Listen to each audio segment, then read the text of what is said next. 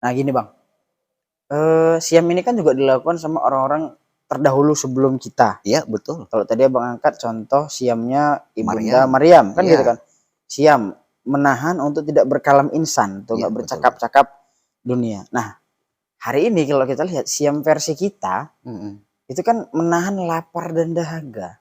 Kalau aku lihat ini ada apa ya? Ada penurunan kayaknya, penurunan nilai. Kalau yang versi Bunda Maryam itu kan substansi yang luar biasa gitu, dalam, berat gitu. Kalau kita kayaknya cuman lapar sama aus seharian kayaknya nggak seberapa gitu. Kira-kira cuma Ya itu tadi yang saya katakan bahwa esensi daripada siam itu kita nggak dapat. Apalagi hari ini makna siam itu hanya dimaknai dengan puasa dalam artian hanya menahan lapar dan dahaga. Nah kalau hanya menahan lapar dan dahaga, menurut saya kambing pun bisa lakukan itu, Kim. Kan gitu kan? kambing pun bisa ya? Ya bisa lah. Untuk apa manusia kalau hanya itu? Makanya kita gali hari ini, siam itu apa sih? Esensi daripada siam itu supaya kita tidak sebagaimana yang diwanti-wanti Rasulullah. Yang kita dapat hanya lapar dan dahaga. Oh ya, oke.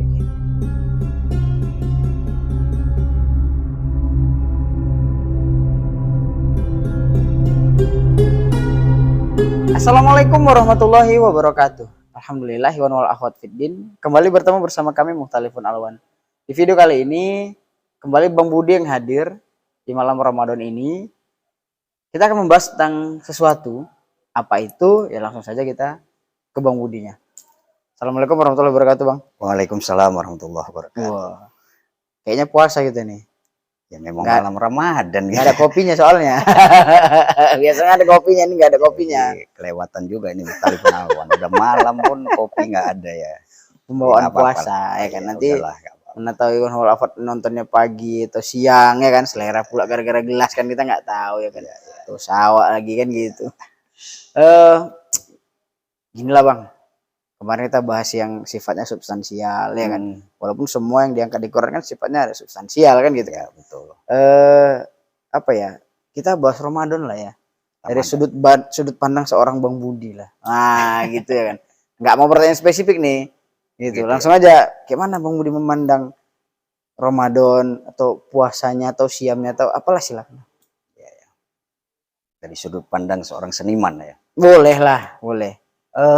Tentu kalau kita bicara Ramadan, puasa atau puasa lah ya, itu tak terlepas dari dalil yang secara umum dan sangat familiar itu di Al-Baqarah ya, 183 dan 185 biasanya kan gitu kan. Tentu dalam bincang-bincang kita ini juga nggak lepas dari ayat itu, karena itu dalil yang jelas lah. Bener. Yang ada di Quran itu. Nah saya melihat ada kepastian sebenarnya dari hasil sebuah siam atau puasa yang kita lakukan di Ramadan. Kita cek lah ayatnya. Hasil ya. Pasti. Rumus pasti di situ saya lihat. Kita cek ini ayatnya ya. A'udzubillahi minasyaitonirrajim. Bismillahirrahmanirrahim. Ya ayyuhalladzina amanu kutiba alaikumusiyam kama kutiba alal ladzina min qablikum la'allakum tattaqun. Nah saya melihat ada 3 phrase ini kalau kita bagi, 3 prasa ayat itu. Yang pertama adalah seruan, kan gitu kan. Kedua, inti daripada seruan atau perintah, kan gitu kan.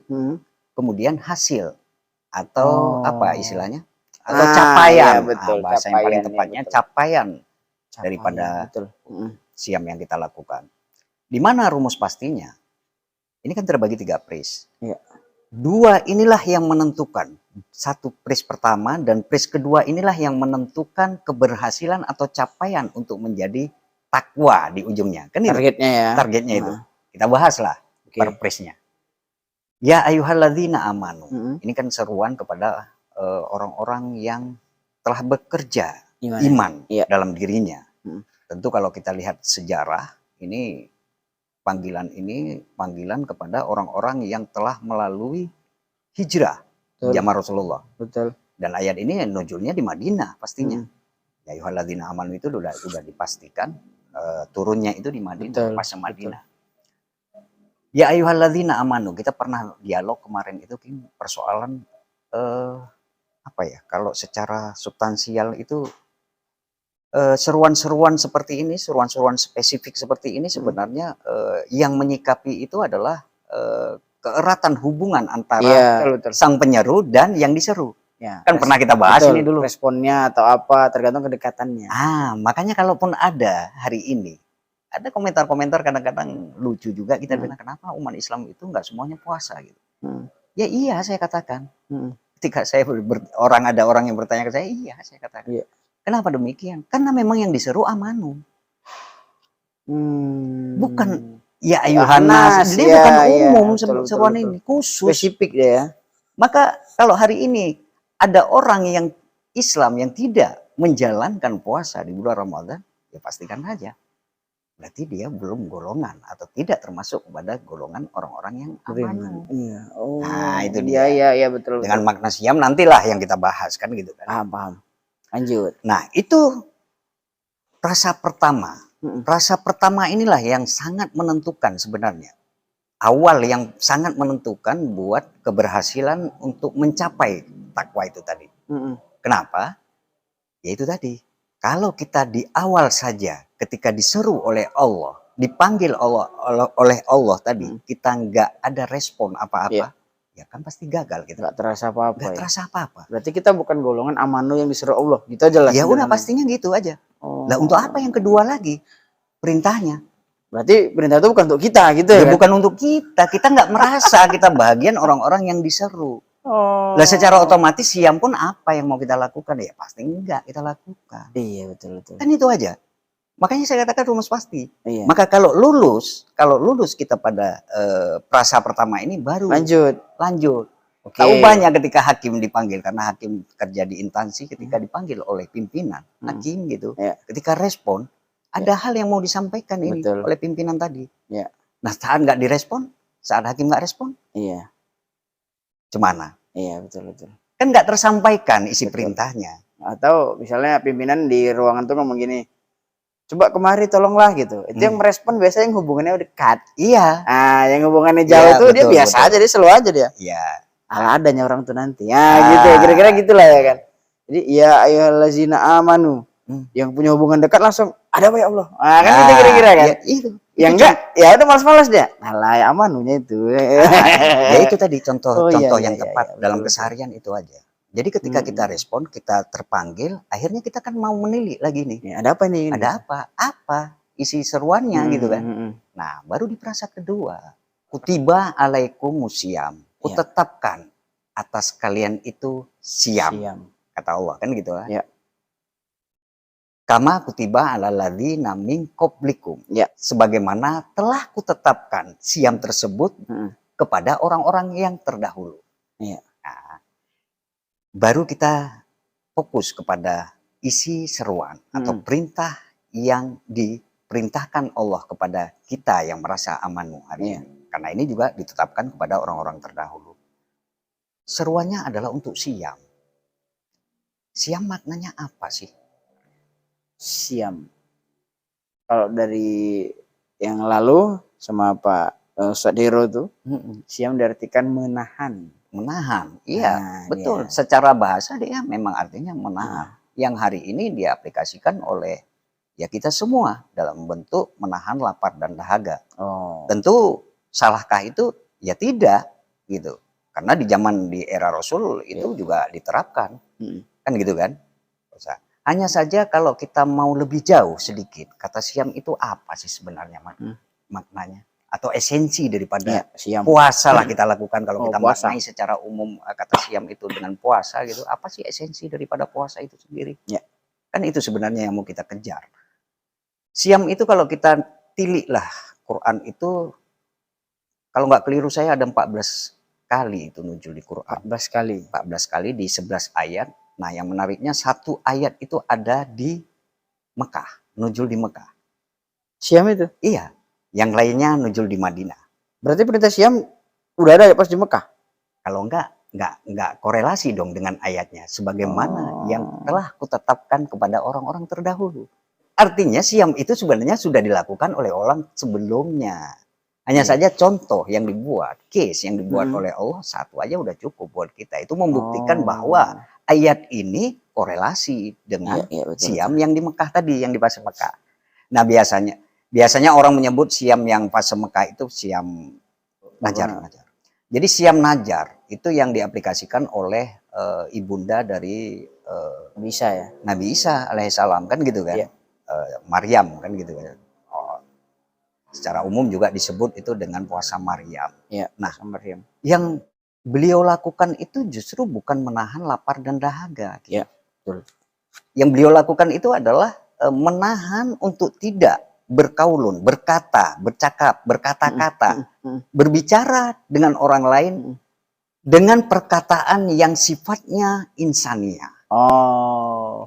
Jadi kataan dia menahan diri dari sebuah ungkapan, sebuah pembicaraan yang dia unfaedah lah kalau bahasa kita hari ini. Kan gitu kan? Betul. Unfaedah gitu. Nggak ada gunanya gitu. Cakap-cakap dunia. Iya. Jadi dia menahan itu. Nah, baru kita bandingkan hari ini dengan siam yang kita lakukan. Orang terdahulu ternyata nggak melakukan siam sebagaimana yang kita lakukan. Nggak ada tuh. Nggak ada. Jadi beda. Memang beda versi. Setiap generasi itu kan beda dia. Nah, di Rasulullah, di era kita, karena kita umat Rasulullah Muhammad SAW, maka siam yang kita lakukan seperti ini. Hanya saja kita mau tangkap ini. Biarkan berbeda pelaksanaan siam itu sendiri, tapi esensi daripada siam itu apa sih sebenarnya? Nah, ini Allah jelasi sebenarnya di surah An-Naziat ya, surah 79 ayat 40 itu, wa amman khofa maqama Rabbihi. Adapun orang-orang yang khawatir dengan tempat tersebut, akhirnya dia memiliki rasa tanggung jawab kepada Robnya. Nah, gitu dia. Enaknya gitu dia terjemahkan. Maka apa yang dilakukan mereka? Sambungan ayat itu adalah wanahan nafsa anil hawa. Nah, itu sebenarnya kalimat esensi daripada siam itu sendiri. Wanahan nafsa anil hawa. Jadi menahan, wanaha itu sama maknanya dengan siam tadi, menahan juga. Dari apa? Naf kita ini dari dominasi hawa. Sampai situ dulu, paham nggak ini? Dapat. Lanjut. Jadi dia goalsnya nih. Jadi puasanya kalau kita konekkan dengan puasa siam tadi, makna puasa dalam arti kata menahan lapar dan dahaga. Esensinya sebenarnya di balik itu lebih dalam lagi kita ambilnya sebenarnya pada intinya Allah melalui Rasulullah mengajarkan kepada kita itu bahwa di balik itu sebenarnya yang terpenting itu adalah menahan diri kita ini dari dominasi hawa. Macam mana ngorelasikannya? Dicontohkan Rasul dalam keseharian kita, yuk coba nahan diri dari makan dan minum. Yang keseharian kita barangkali tanpa batas ya, artinya makan aja. Bukan nggak boleh makan, tapi kan dibatasin. Ada waktunya lo nanti. Kan gitu kan? Di Ramadan juga kita kan mampu ya menahan yang hal-hal sebagaimana yang diterapkan oleh Maryam tadi. Menahan perkataan juga. Dan banyak hal yang mampu kita tahan. Sebenarnya kan ini esensi daripada siam itu sendiri. Nah gini Bang. Siam ini kan juga dilakukan sama orang-orang terdahulu sebelum kita. Iya, betul. Kalau tadi Abang angkat contoh siamnya Ibunda Maryam kan gitu kan. Siam menahan untuk tidak berkalam insan, untuk nggak bercakap-cakap dunia. Nah, hari ini kalau kita lihat siam versi kita, itu kan menahan lapar dan dahaga. Kalau aku lihat ini ada apa ya? Ada penurunan kayaknya, penurunan nilai. Kalau yang versi Bunda Maryam itu kan substansi yang luar biasa gitu, dalam, berat gitu. Kalau kita kayaknya cuman lapar sama aus seharian kayaknya nggak seberapa gitu. Kira-kira cuma ya itu tadi yang saya katakan bahwa esensi daripada siam itu kita nggak dapat. Apalagi hari ini makna siam itu hanya dimaknai dengan puasa dalam artian hanya menahan lapar dan dahaga. Nah kalau hanya menahan lapar dan dahaga, menurut saya kambing pun bisa lakukan itu, Kim. Kan gitu kan? Kambing pun bisa ya? Ya bisa lah. Untuk apa manusia kalau hanya itu? Makanya kita gali hari ini, siam itu apa sih? Esensi daripada siam itu supaya kita tidak sebagaimana yang diwanti-wanti Rasulullah. Yang kita dapat hanya lapar dan dahaga. Oh ya, oke. Nah sebenarnya yang ditahan oleh Ibunda Maryam tadi juga, itu kan sesuatu hal yang dorongan dari Hawa untuk tidak berkata-kata insania. Iya.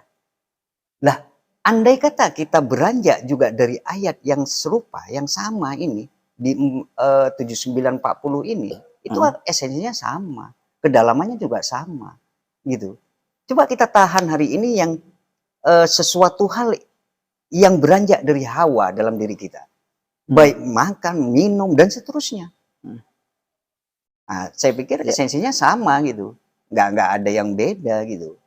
Metode terapannya aja lah mungkin. Metode terapan kita di zaman era Rasulullah, karena kita umat Rasulullah Muhammad, tentu betul.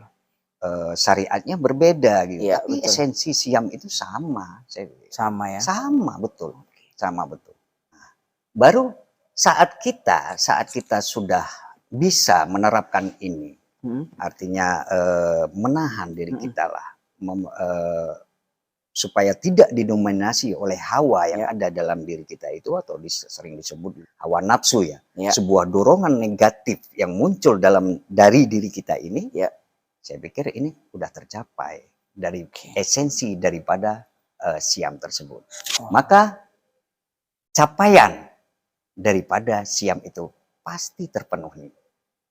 Takwa, karena capaiannya kan la'allakum tattaqun. Kalau secara umum itu diterjemahkan agar atau supaya engkau menjadi pribadi yang takwa, kan gitu kan. Kalau saya menerjemahkan pasti engkau menjadi pribadi yang takwa. Pasti. Kata pasti. Makanya saya katakan tadi rumus pasti. Ketika prasa pertama kita lulus, prasa kedua kita paham dari esensi daripada siam itu sendiri, pasti kita menjadi orang takwa. Jadi PR besar buat kita nih kan gitu kan. Ya, saya pikir yang perlu lanjutkan sebenarnya kata takwa itu. Apa sebenarnya takwa? Masih bisa kita bahas nggak ini kira-kira? Iya, kita bahas aja lah, karena takwa kan sudah sering juga dibahas. Kalau takwa dibahas hari ini secara umum itu diterjemahkan dengan menjalani perintah atau mematuhi larangan, kan gitu kan. Saya pikir saya sih kurang tepat ini ya, makna ini menurut saya ya kurang tepat gitu, karena makna tersebut lebih kepada makna apa ya, taat. Iya, lebih dekat kemana takwa, taat dia, taat ya. Taat itu kan menjalankan perintah dan menjauhi larangan, itu kan sebenarnya definisi daripada taat itu sendiri sebenarnya lebih dekat ke sana. Jadi apa mana takwa itu? Kalau kita sering baca lah ya, saya pernah baca satu riwayat itu, dialog lah antar sahabat itu, kalau nggak keliru saya antara Umar bin Khattab radhiyallahu anhu bersama sahabat yang lain, kalau nggak keliru saya dengan Umay bin Ubay kalau nggak salah. Umar bertanya di sana, ya sahabatku, apa makna takwa itu? Apa yang kau ketahui tentang takwa itu? Jadi dijawab aja sama dia dengan analogi gitu. Ya sahabatku, makna takwa menurut saya bagaimana penyikapan kita saat kita berjalan di jalan yang penuh duri. Begitulah. Akhirnya kan kita muncul tergugah untuk berpikir itu sebenarnya macam mana. Jadi macam mana sikap kita ketika kita berjalan di jalan yang penuh duri. Yang pasti butuh kehati-hatian. Butuh perhitungan. Yalah, supaya apa? Supaya nggak tertusuk duri tadi. Nggak usah salah-salahan ya kan? Nggak salah-salahan. Makanya akhirnya makna takwa itu sebenarnya lebih dekat. Menurut saya sih lebih pas itu hati-hati tadi itu. Hati-hati, cermat, teliti, gitu. Nah, bagaimana ini bisa korelasi semuanya? Perhatikan, ketika seseorang sudah mampu menahan dalam dirinya, pasti dia termasuk orang-orang yang sangat hati-hati dalam bersikap, dalam berbicara. Kan gitu kan? Dalam semua hal apapun yang dilakukan dia. Itu pasti itu, Bi. Itulah yang saya katakan tadi bahwa ini adalah rumus pasti gitu ya. Ketika amanu kita lulus, siam kita paham benar, esensi daripada siam itu sendiri, takwa sudah pasti itu tercapai lah target daripada takwa itu. Obrolan yang singkat tapi menggugah. Wah, gitu ya kan. Jadi ngevaluasi nih seberapa dekat sih aku sama Allah, nah, kan gitu kan. jangan ini versi pertama aja aku nggak lulus ini. Kita sibuk kali gujuk-gujukan pihak ketiga kan gitu kan. Iya. Jadi apa ya, pandangan baru Bang sebenarnya. Jadi memang ketika Quran itu dibuka, dibedah ya kan, kita ambil perspektif yang objektif lah kan gitu melihat. Sebenarnya ini maksud Allah loh gitu loh. Iya. Bukan hanya sekedar wajib puasa besok, enggak gitu dia mainnya. Ada nilai yang kalau kita mau aja lebih dalam ngoreknya ya kan. Ini ternyata maksud Allah gitu. Iya, betul. Iya kan Bang? Iya. Itulah temuan-temuan yang kami dapat ketika menghadirkan Bang Budi dan lain sebagainya gitu. Loh memang iya, kita nggak bisa dari luarnya ini mengartikan inilah berarti. Nggak bisa gitu. Ketika dibahas tengok lagi, oh iya ini. Nah kira-kira gitulah Bang. Kalau untuk yang obrolan biasa yang kita obrolkan dengan ini, ya itulah yang biasanya kami lakukan gitu ketika nonton videonya kan gitu. Ya semoga bermanfaat Bang ya untuk yang nontonnya kan. Iya. Ada pesan-pesan silakan Bang Bud. Saya pikir sedikit lah pesan ya. Artinya bulan Ramadan juga identik dengan bulan Syahrul Quran kan gitu kan. Identik dengan Quran, maka banyak tadarusan hari ini di mana-mana gitu kan. Artinya bisa sih kita simpulkan bahwa sisi lain bulan Ramadan juga bulan tarbiyah atau bulan pendidikan gitu. Maka kita ambil aja momen di bulan Ramadan ini kita jadikan bulan tarbiyah atau bulan pendidikan buat kita. Bagaimana caranya? Tentu kita ambil aja satu analogi. Barangkali selama ini kalau kita lihat seekor ulat dalam kehidupan kita itu, banyak orang yang nggak suka dengan ulat. Ada yang bahkan menganggap itu adalah hama yang bisa merusak tanaman mereka. Tapi pernahkah kita berpikir saat seekor ulat masuk ke dalam kepompong, memproses dirinya, akhirnya bermetamorfosa menjadi seekor kupu-kupu?